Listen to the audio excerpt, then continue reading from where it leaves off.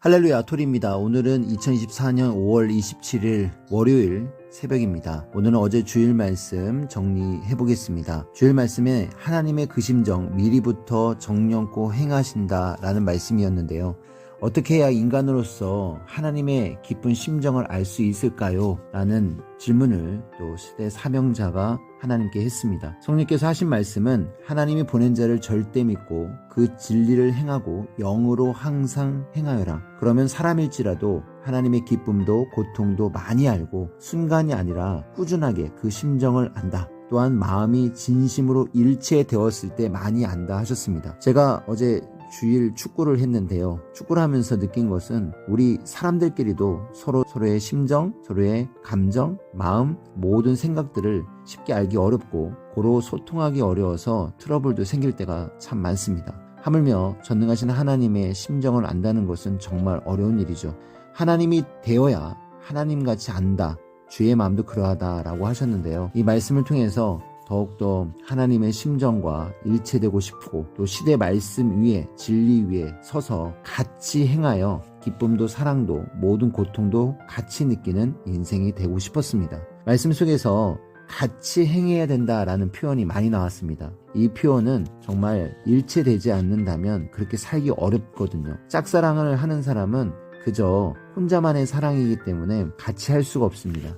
항상 상대체 입장에서 같이 울고 같이 웃으며 같이 살아야 하는 거거든요. 그러나 그렇게 되기가 어렵기 때문에 하나님은 말씀하십니다. 마음 개발과 행위 개발이다. 만들면 얼명동같이 된다고 했습니다. 매일 사명자가 자신을 만들었듯이 우리도 만들라고 하셨습니다. 그 만드는 방법은 기도를 깊이 하는 것, 그리고 끝까지 하는 것, 매일 꾸준히 하는 것이라고 했습니다. 그래야 희망으로 하게 된다고 했는데 힘들긴 하지만 추운 겨울에 뜨거운 물이 식었는데 다시 뜨겁게 하려면 힘들죠. 하지만 매일 하면 행한 터전 위에서 행하니 쉽고 또 기쁨이 나고 희망이 생긴다고 했습니다. 고로 끝까지 힘이 없다고 떨어지는 것이 아니라 머리와 일체되어서 하나 되어서 끝까지 행하는 저희들이 되어야 하겠습니다.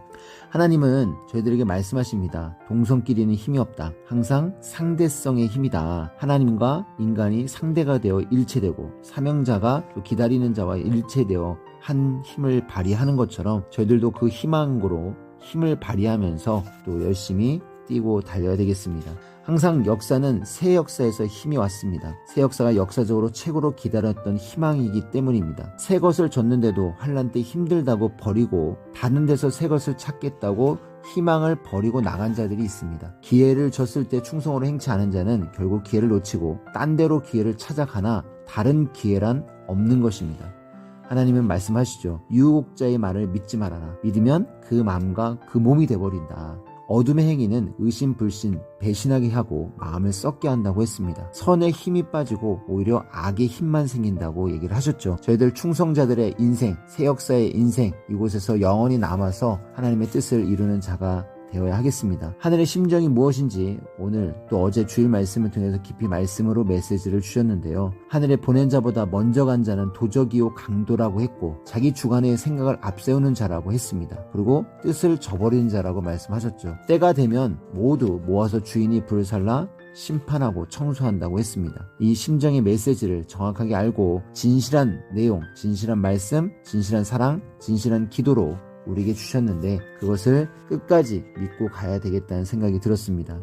하나님 뜻대로 사는데도 고통이 산같이 있다고 했습니다. 왜냐고 하나님이 행한 모든 일에는 기쁨만 있고 고생과 고난이 없는 것으로 알지만 성경 역사를 보면 모두 고통을 받아도 진실하게 행함은 결국 참된 신앙이고 선한 것을 행해왔을 때 얼마나 어려움이 많았는지 지옥의 고통을 받았는지 알 수 있다고 했습니다. 주 예수 안에 행함에 범죄가 없듯이 하나님 안에 행함에도 범죄가 없다고 했습니다. 오직 그것만이 영원히 누릴 수 있으니까 저희들 그 심정 알고 끝까지 행해야 되겠습니다. 얼명동에 돌조경을 만들 때 어떤 자들은 이렇게 얘기했습니다. 왜 돌조경을 만들지? 왜 이 시간에 이 일을 하고 있지? 선교를 해야지. 하지만 하나님의 계획은, 하나님의 뜻은 달리 있었습니다. 그것을 모르는 사람은 악평도 하고 배신도 하고 불신도 했습니다. 하나님은 미리미리 행하시는 하나님이신 것을 우리에게 말씀하셨습니다. 그래서 우리가 하늘길을 갈 때 이해하지 못하는 것이 너무나 많았죠. 그러나 농부의 마음은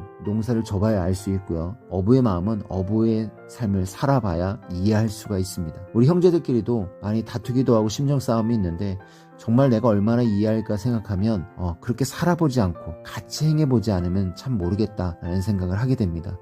하나님의 마음, 심정을 알기 위해 더 같이 행해보고 같이 실천하는 한 주가 되어야 되겠다라는 생각을 해보게 됩니다. 하나님의 섭리 역사도 하나님께서는 미리미리 행해 오셨고 우리는 이해하지 못했지만 하나님께서는 계획하셨고 진행하셨고 또 앞으로 당장은 이루어지지 못할지 몰라도 10년, 20년, 30년, 50년, 90년 어느 때는 반드시 하나님의 뜻에 맞춰서 그 계획을 이루어 주신다라고 말씀을 하셨습니다. 끝까지 저희들이 참고 견디는 것이 중요하죠. 가다 보면 어렵기 때문에 불신하고 악평하는 것이 아니라 마치 꿀벌이 쏘면 죽는다고 했습니다. 도끼를 품고 쏘버리면 결국은 죽게 되는 거죠. 저희들도 악평하고 불신하는 것을 절대 하지 않고 끝까지 참고 온전히 그런 것은 회개하면서 진정한 회개를 통해서 끝까지 화가 난다고 화내지 말고 참고 이해하는 사람이 돼야 되겠죠. 참는 자에게는 화가 복이 된다고 했습니다. 누구를 보고 참겠냐? 참을 수 있는 희망이 있지 않느냐 하셨습니다.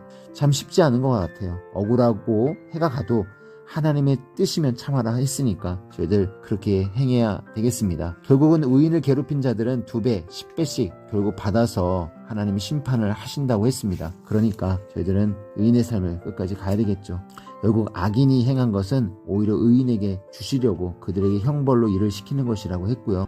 악인도 악한 날에 악하게 쓰시고 악을 막는데 다른 거친 악을 써서 의인들을 위해 악을 막기도 하니까 하나님의 긴 계획과 뜻에 따라서 악인을 당장 심판 안 한다고 오해하지 않고 끝까지 행하시는 것을 보아야 한다라고 말씀하셨습니다. 의인들아 행한 대로 해주기만 하면 되니까 의인으로서 할 일이나 해라, 때를 기다려라 라고 심정의 메시지를 전해주셨네요. 세상 뉴스를 보면서 죽인 자들, 불의한 자들, 주권자들 각종 때를 지어 악하게 행한 자들이 많은데 왜 심판치 않나 라고 생각하지만 능력이 없으신 것도 아니고요. 하나님은 최고로 생명을 귀히 여기기 때문에 해를 주는 것을 그냥 두지 않으십니다. 때가 되면 계절이 바뀌듯이 하나님은 모두 심판하십니다. 우리가 하나님이 돼야 하나님의 행하심을 이해하고 알 수가 있습니다. 같이 행해보지 않고 심정 일체, 사랑 일체 되지 않으면 알 수 없는 일인데요.